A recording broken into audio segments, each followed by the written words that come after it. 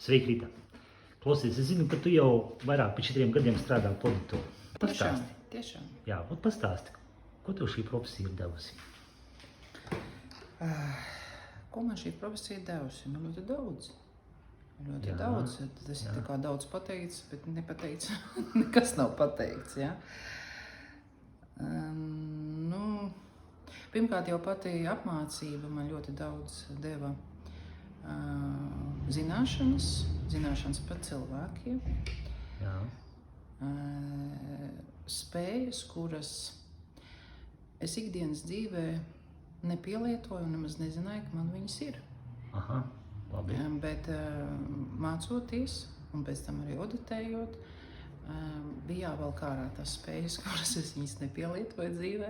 Jā. Un es viņas atklāju pie sevis, ka viņas ir baigi labās spējas, kāpēc es viņas nepielietoju. Un arī tas, kad es varu cilvēkiem palīdzēt mainīties, kļūt labākiem, kļūt laimīgākiem. Jā, laikam tas arī man iedvesmo, jo uzvaras pēc sesijām, kad cilvēki ierauga tādas lietas, kas radikāli maina viņu dzīvi, tas man ļoti iedvesmo. Ok, liels paldies!